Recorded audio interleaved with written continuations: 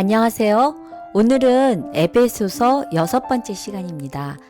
바울이 그리스도의 성령을 통해 신자들의 삶 속에 베푸신 하나님의 능력과 선물에 대해 말씀하셨습니다. 오늘 우리는 복음에 대한 바울의 열정에 동참할 수 있는 열정을 우리 모두가 갖게 되시길 바라겠습니다. 제6과 복음의 신비. 안녕하세요. 안녕하십니까? 네, 오늘 6번째 시간입니다. 제목이 무엇이죠? 오늘 제목은 복음의 신비. 복음의 신비, 혹은 또 복음의 비밀이죠. 네. 또 하나님께서 오랫동안 감춰졌던 하나님의 계획, 이렇게라도 볼 수 있겠습니다. 우리 다 같이 기억절을 보도록 하겠습니다. 우리 가운데서 역사하시는 능력대로 우리가 구하거나 생각하는 모든 것에 더 넘치도록 능히 하실 이에게 교회 안에서와 그리스도 예수 안에서 영광이 대대로 영원 무궁하기를 원하노라. 아멘. 에베소서 3장 20절에서 21절. 네, 오늘의 기억절은 에베소 3장의 끝부분에 나와 있는 얘기죠. 그래서 오늘은 우리 다 같이 에베소서 3장을 공부하도록 하겠습니다. 그리고 이 기억절 중에서 어떤 단어가 그 마음에 와닿으신가요? 우리 가운데서 우리가 구하거나 생각하는 모든 것 그것보다 어떻게 한다는 것이에요. 더 넘치도록. 우리가 기도하거나 우리가 구할 수 있잖아요. 또 생각할 수 있고 바라는 게 있는데, 우리가 그렇게 생각하는 것보다 혹은 우리가 구하는 것보다 어떻게 한다는 거예요. 더 넘치도록 주신다.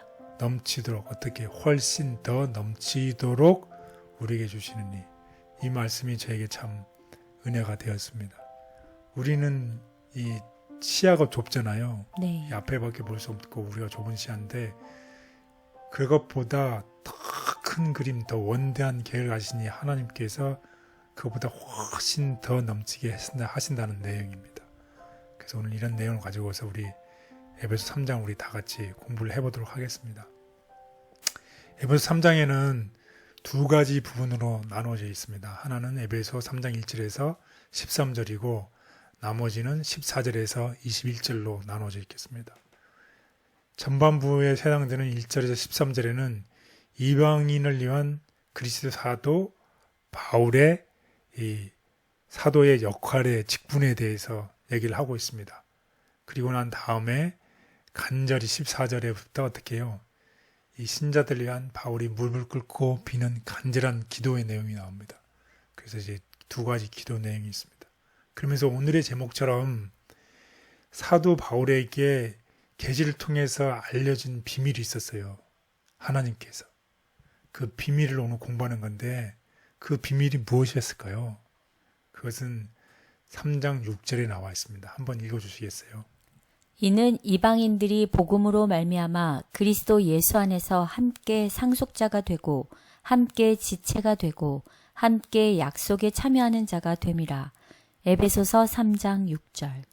네, 그 당시에 특권 계급, 선민민족을 가진 이게 유대인만 하나님의 안에서 구원을 얻고 하나님 안에서 상속자가 되고 하나님의 약속에 참여하는 자가 됐다는 그런 생각이 굉장히 다미넌트, 편만했었던 상황이었잖아요. 그런 상황 속에서 바울을 통해서, 계시를 통해서 바울에게 알려주신 하나님의 비밀은 누구도,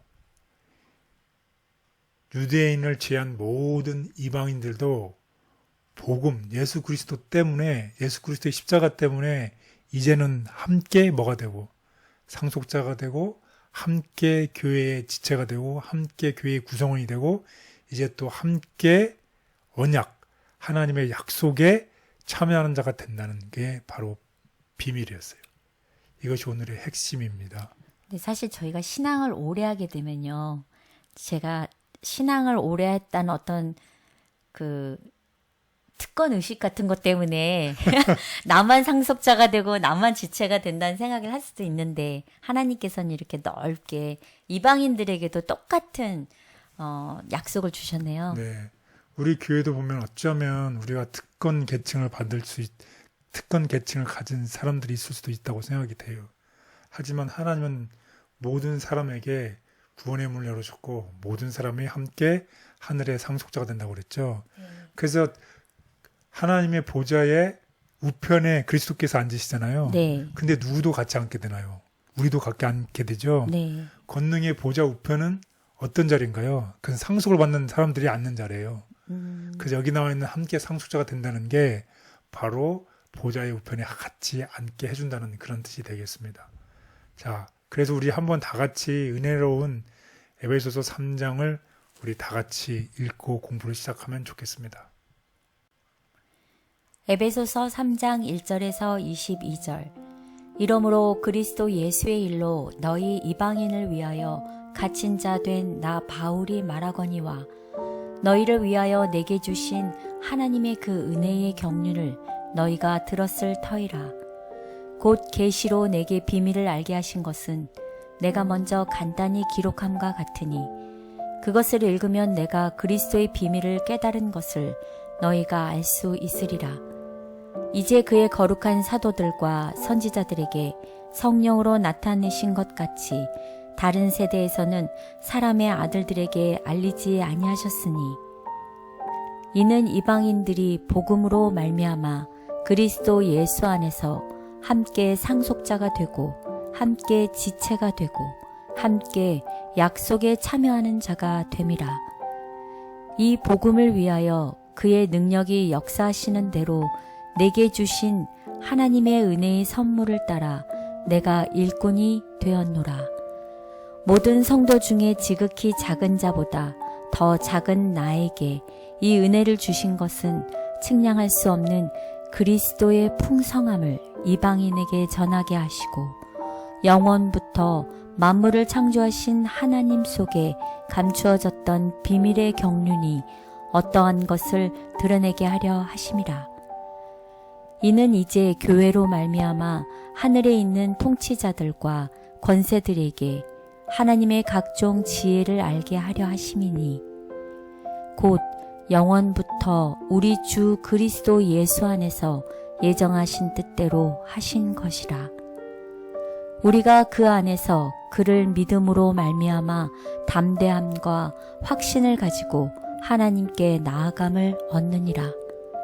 그러므로 너희에게 구하노니 너희를 위한 나의 여러 환난에 대하여 낙심하지 말라.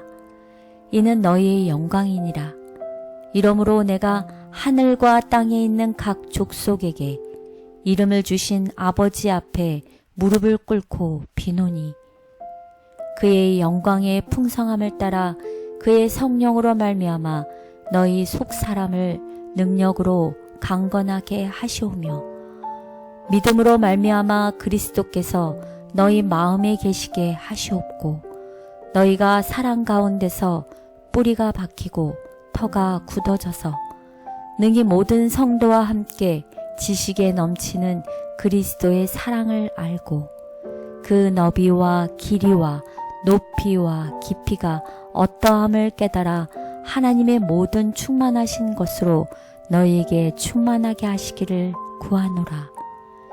우리 가운데서 역사하시는 능력대로 우리가 구하거나 생각하는 모든 것에 더 넘치도록 능히 하실 이에게 교회 안에서와 그리스도 예수 안에서 영광이 대대로 영원 무궁하기를 원하노라. 아멘.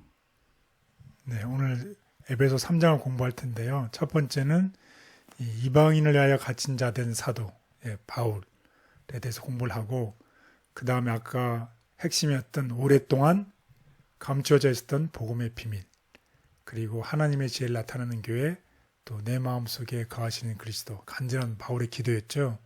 그리고 마지막으로 교회 안에서와 그리스도 예수 안에서요 영광이라는 점을 가지고서 우리 다 같이 공부를 해보도록 하겠습니다.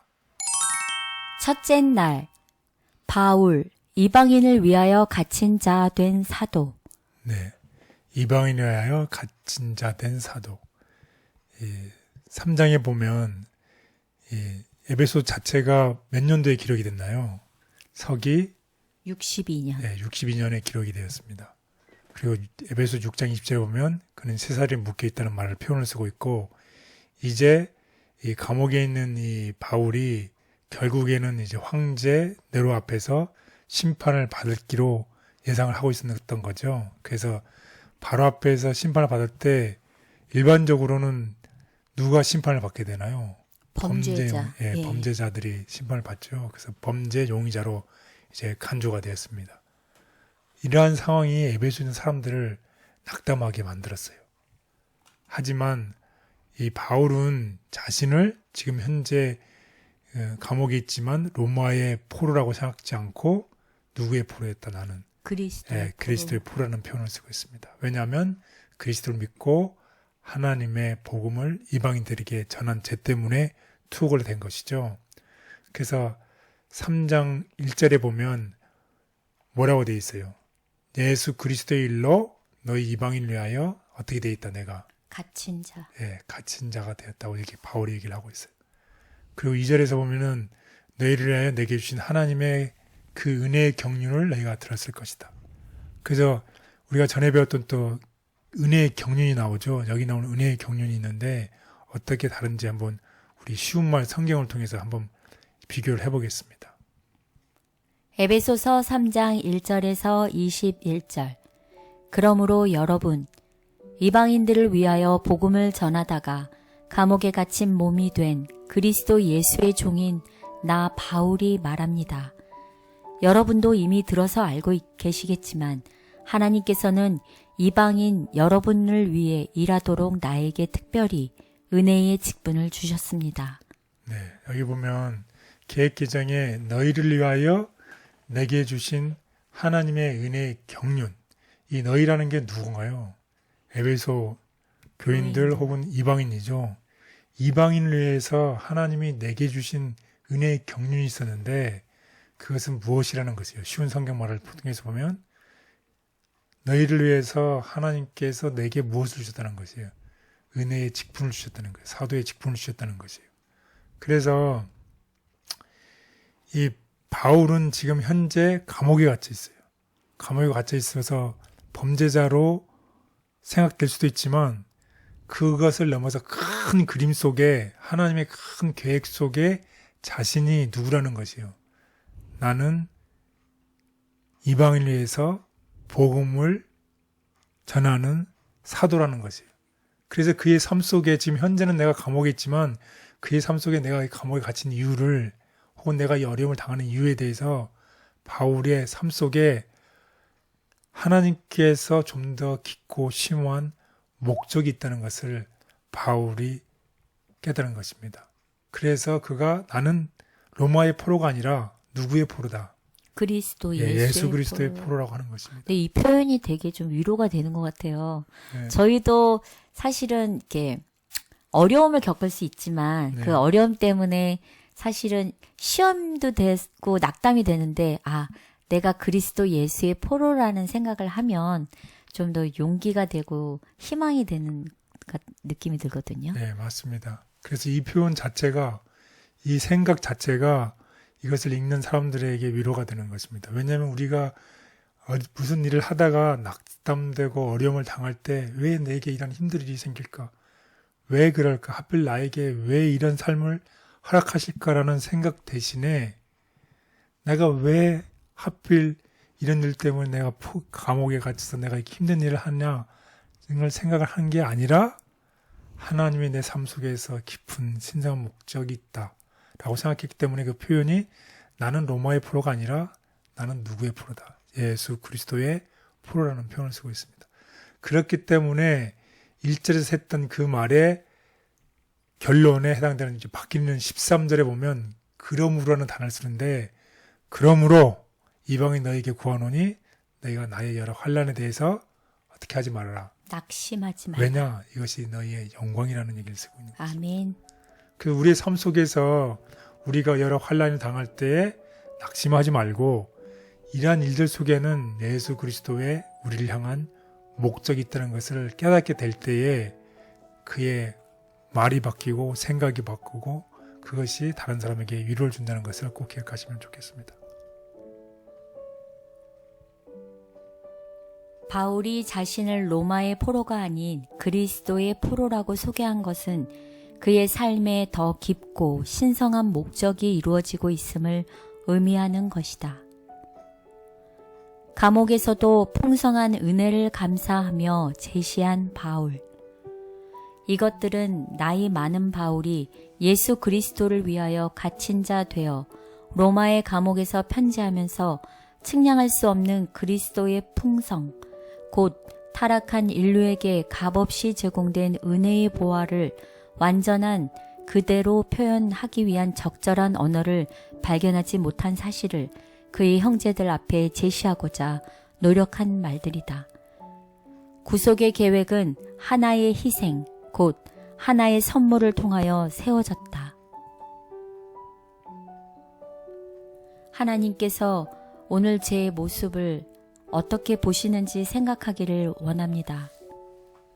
제가 생각하는 것보다 더 큰 뜻을 가지고 계신 하나님의 음성을 듣게 하옵소서. 연약한 종이지만 주님의 손을 잡고 그 자리에 굳게 서도록 도와주옵소서. 아멘. 둘째 날, 오랫동안 감춰진 복음의 비밀. 예, 오랫동안 감춰진 복음의 비밀. 하나님께 받은 바울에게 맡겨진 그 비밀이 무엇이었을까요? 우리 한번 다 같이 성경들을 통해서 알아보도록 하겠습니다. 그것을 읽으면 내가 그리스도의 비밀을 깨달은 것을 너희가 알 수 있으리라. 이제 그의 거룩한 사도들과 선지자들에게 성령으로 나타내신 것 같이 다른 세대에서는 사람의 아들들에게 알리지 아니하셨으니 이는 이방인들이 복음으로 말미암아 그리스도 예수 안에서 함께 상속자가 되고 함께 지체가 되고 함께 약속에 참여하는 자가 됨이라. 예. 그리스도의 비밀을 깨달은 것이 있었는데 그것이 뭐냐면 이제 이방인들도 복음으로 말미암아서 예수 그리스도 안에서 함께 상속자가 되고 함께 지체가 되고 함께 약속에 참여하는 자가 된다는 것입니다. 그래서 특권 계층이라고 느렸던 혹은 선민민족으로 느렸던 유대인에게만 상속자가 있고 유대인에게만 언약에 참여하는 자가 되는 것이 아니라 모든 이방인들도 예수 그리스도의 피로 인해서 함께 상속자가 되고 함께 지체가 되고 함께 약속에 참여가 된다고 하는 것입니다. 그래서 이제는 이 새로운 두 그룹이죠. 옛날에는 유대인만 있었던 이곳에 유대인뿐만 아니라 이방인도 속한 새로의 두 그룹이 이제 새로운 공동체로서 교회의 구성 요소가 되었다는 것입니다. 그래서 옛날에 이 두 그룹은 어떤 사람들이었어요? 원수였죠. 원수였던 이 두 그룹이 예수 그리스도의 피로 인해서 함께 공동 상속자, 함께 예수 그리스도께 속한 공동 지체, 그 다음에 복음의 유업을 참여할 공동 참여자가 되었다는 것이에요.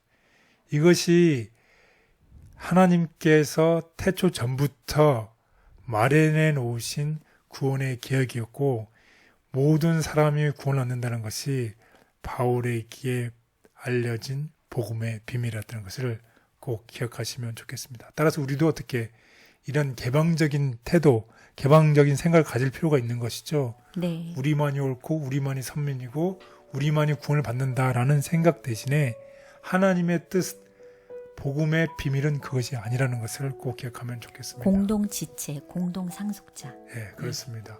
누구든지 예수 그리스도를 믿는 사람은 구원 얻는 것입니다.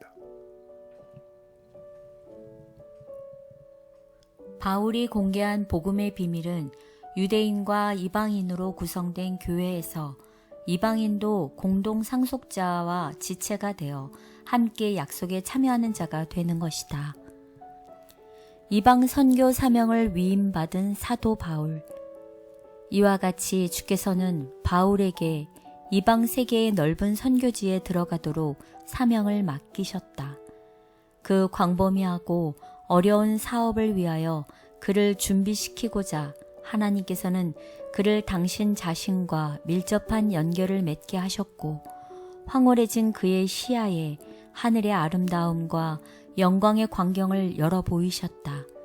그에게 영세 전부터 감추었던 비밀, 즉 그 뜻의 비밀을 알게 하는 사업이 맡겨졌다.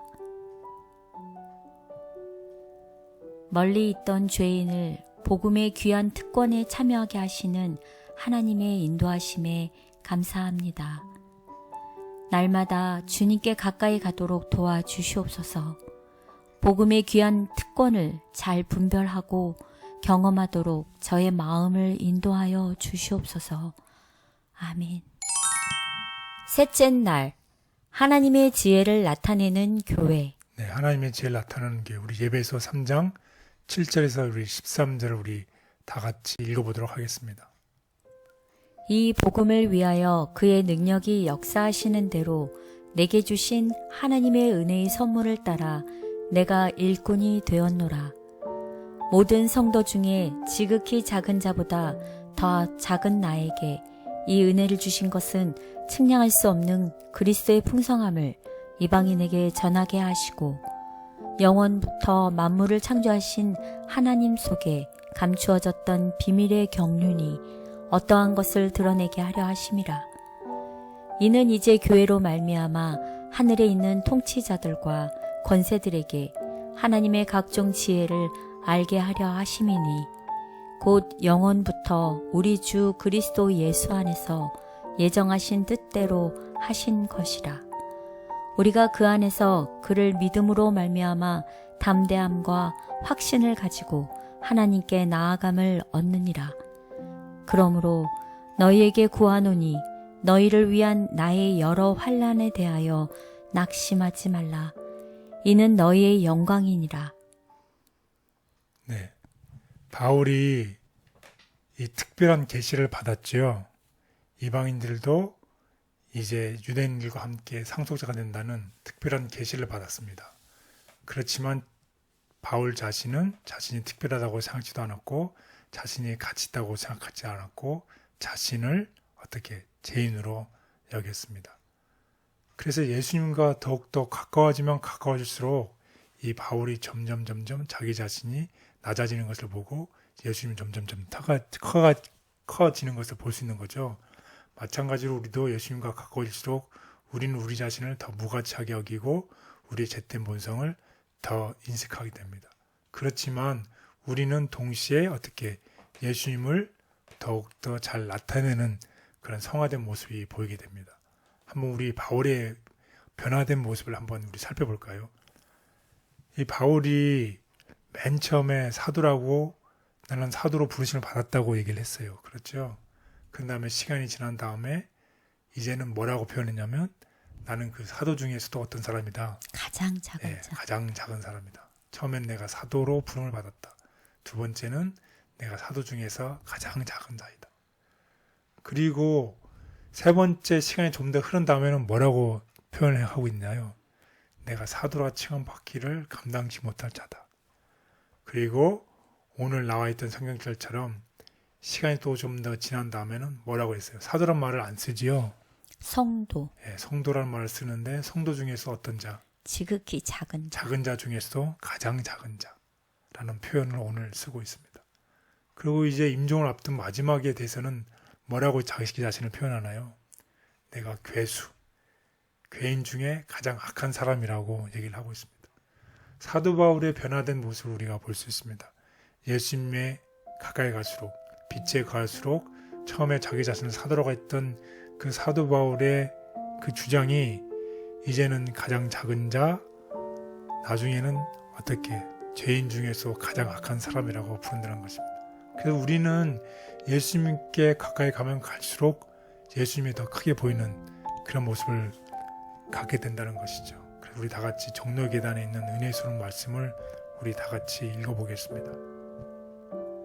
그대가 예수께로 더 가까이 갈수록 그대의 허물이 그대의 눈에 더 많이 드러나 보일 것이니 대개 이는 그대의 시력이 더욱 밝아져서 그대의 불완전한 것이 예수의 완전하신 품성에 대조되어 더욱 뚜렷이 나타나 보이게 되는 까닭이다.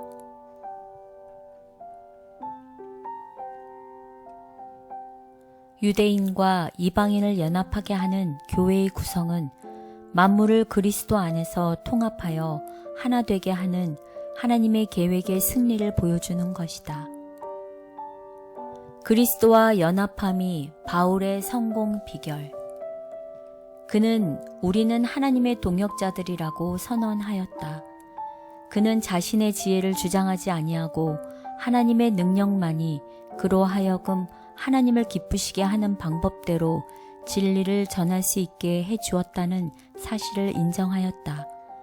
바울은 모든 교사들 중에서 가장 위대하신 그리스도와 연합함으로 모든 계급의 필요에 응하고 어느 때나 어느 장소에서나 어떠한 환경 아래서도 적용할 수 있는 하나님의 지혜의 교훈을 전할 수 있었다. 이 땅에 지내면서 온 우주를 다스리시는 하나님의 계획을 생각 못하고 저희 작은 문제가 크게 보여 거기에 매이고 또 고민합니다. 제게 주신 하나님의 큰 뜻을 알게 하시고 주님의 뜻이 제가 서 있는 땅에서도 이루어지기를 기도합니다. 아멘. 넷째 날, 나의 마음에 거하시는 그리스도. 내 마음에 거하시는 그리스도. 이제 후반부죠. 3장 이제 후반부에 대해서 우리 공부를 해보겠습니다. 우리가 전반부에서는 이방인의 사도가 된 사도 바울의 직분에 대해서 우리가 공부를 했는데, 이제 후반부 사도 바울의 이방인을 위한, 우리를 위한 간절한 기도가 나오는데 우리 거기에 대해서 공부를 해보겠습니다. 에베소서 3장 14절에서 19절.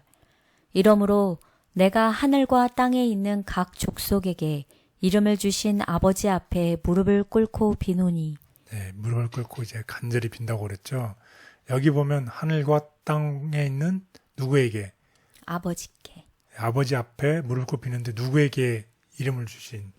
각 족속에게. 네, 각 족속에게 이름을 주신 아버지 앞에 비는 거죠. 그래서 여기 아버지라는 이름이 나오는데 아버지는 헬라어에서 파테르입니다. 그런데 이 족속이라는 말은 가족이라는 뜻인데 이 파테르 아버지에서 파생된 단어예요. 그래서 파트리아. 그러니까 이 가족은 누구에게서 나온 사람이에요? 아버지. 예, 아버지에게서 나온 사람이에요.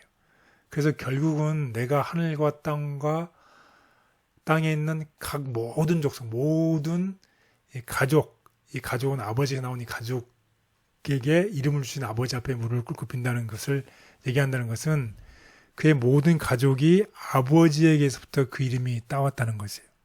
그래서 다시 말하면 이 가족들 사이에 싸움도 있고 불화도 있고 여러 가지가 있을 수 있잖아요. 불완전하잖아요. 네. 그렇지만은 다 그것이 누구에게서부터 왔다는 거죠. 하나님 아버지부터 왔다는 거죠. 그래서 결국은 다 하나님 아버지께 속해 있다는 것입니다. 그러니까 모든 족속이 다 하나님 아버지께 돌아가야 된다. 구원을 받아야 된다는 이런 마음으로 간절히 빌고 있습니다. 그래서 이 내용이 어떤 내용을 빌고 있는지, 기도의 내용이 무엇인지 한번 보겠습니다. 여기 나와 있는 것 좀 힌트를 보면 내 마음에 거하시는 그리스도죠. 네. 내 마음에 그리스도가 거하도록 간절히 비는 내용 중인데 한번 우리 성경을 통해서 확인해 보도록 하겠습니다.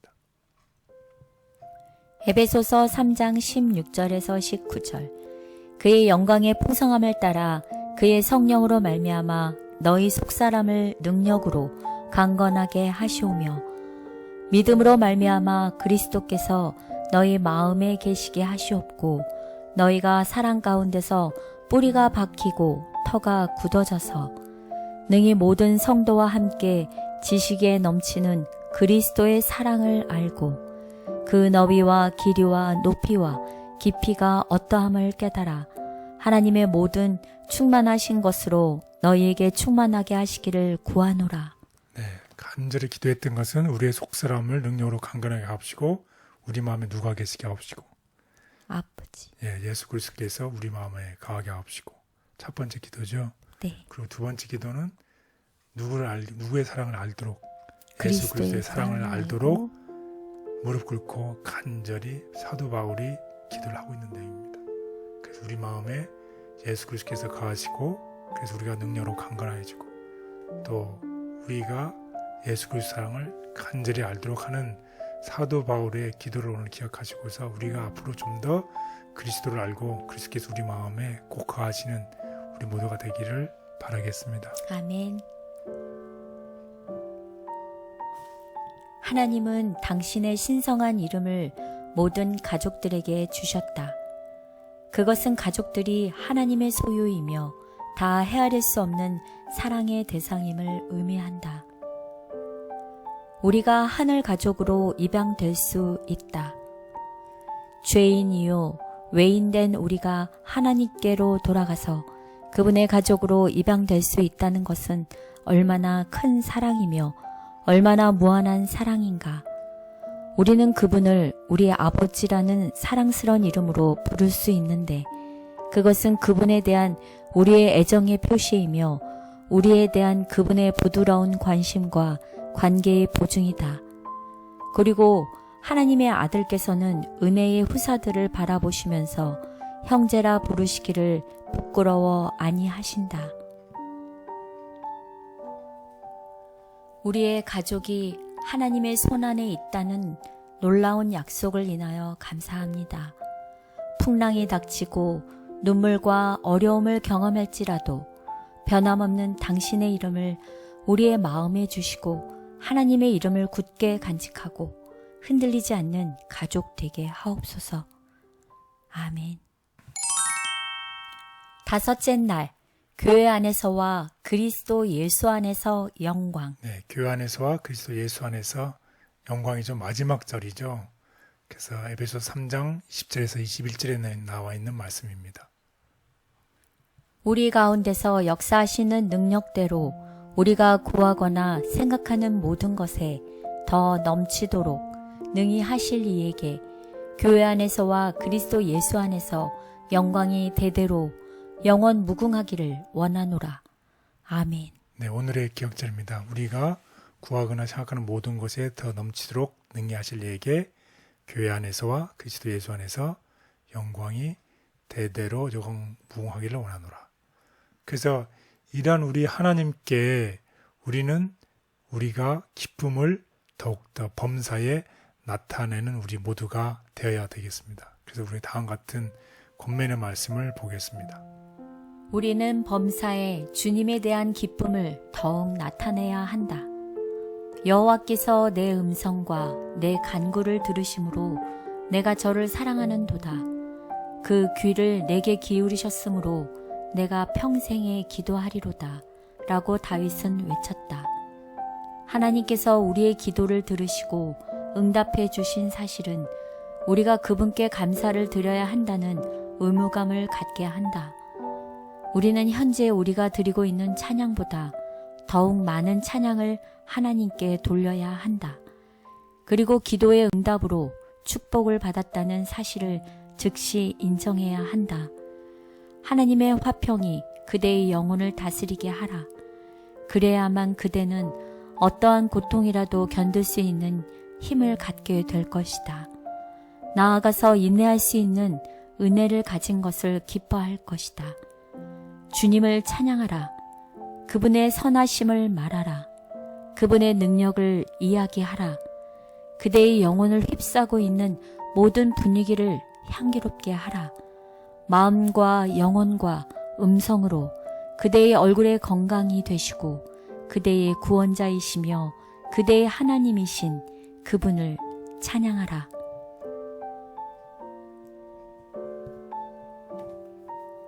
바울은 교회를 돌보시고 협력하시는 그리스도 사랑으로 교회 가운데 그분의 영광이 풍성하게 나타날 것을 상상하며 그것에 감사하고 있다. 밝게 빛나는 빛이 되라. 모든 영혼들은 우리를 흑암에서 건져내어 그분의 기이한 빛 가운데로 들어가게 하신 그리스도를 찬양하는 가운데서 밝게 빛나는 빛이 되어야 한다. 우리는 하나님과 같이 일하는 일꾼들이다. 그렇다. 일꾼들, 그것은 주의 포도원에서 열심히 일하는 것을 뜻한다. 구원해야 할 영혼들이 있으니 곧 우리의 교회에도 우리의 안식학교에도 그리고 우리의 이웃에도 있는 것이다. 어려움, 의심이 마음을 누를 때에 눈을 열어 주의 영광을 보게 해 주시옵소서. 약한 손을 그리스도의 사랑으로 붙잡아 주시며 힘을 얻게 해 주시옵소서. 시련 가운데서도 하나님의 계획에 참여하고 있음을 기억하고 확신하게 하옵소서. 아멘. 감사합니다. 하나님께서는 영원 전부터 나를 향한 계획을 가지고 계십니다. 하나님은 그의 신비한 뜻 가운데 영광과 풍성한 은혜를 베풀어 주십니다. 우리가 그를 믿음으로 직면한 도전 앞에서 담대함과 확신을 모두 갖게 되시기를 바라겠습니다. 그리스도의 측량할 수 없는 은혜의 풍성한 복음을 주님의 교회와 여러분과 저에게 맡겨주셨으니 이 복음의 사명을 영광스럽게 감당하는 우리 모두가 되시기를 간절히 바라겠습니다. 감사합니다.